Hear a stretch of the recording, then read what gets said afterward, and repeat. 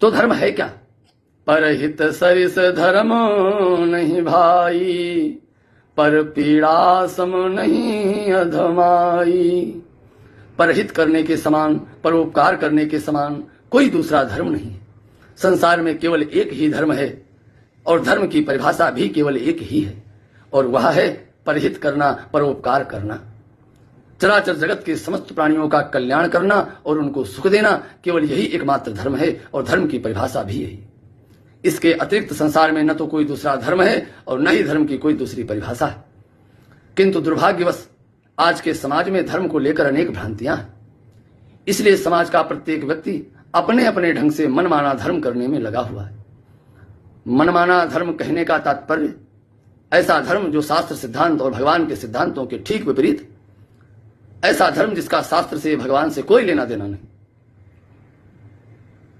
आज के समाज में अधिकांश लोग अपने स्वार्थ की पूर्ति के लिए, अपने निजी कल्याण के लिए भगवान की विभिन्न उपासनाएं, भगवान की आराधना और भगवान की भक्ति कर रहे हैं, जो कि शास्त्र सिद्धांत के विरुद्ध है। भगवान की वास्तव में आराधना, उपासना, भक्ति तो वही है जिसका उद्देश्य अपने कल्याण के साथ साथ सबका कल्याण है। अपने स्वार्थ पूर्ति के साथ साथ चराचर जगत के स्वार्थ की पूर्ति है।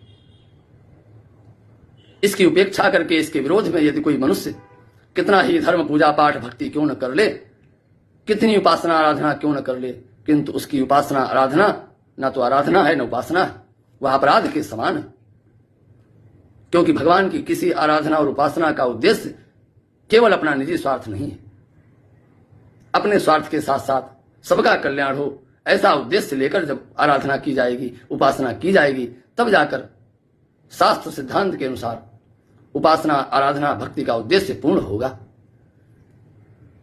महर्षि वेदव्यास जी ने 18 पुराणों का जो सार कहा वो क्या है? अष्टादश पुराणेषु व्यासस्य वचनद्वयम् परोपकारः पुण्याय पापाय परपीडनम्।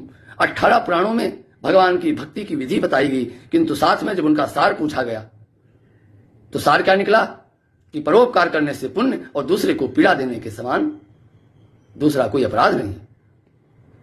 किंतु हम और आप दूसरों को सताकर भगवान का पूजा कर रहे हैं, भगवान की आराधना कर रहे हैं, जो कि शास्त्र सिद्धांत के ठीक विपरीत।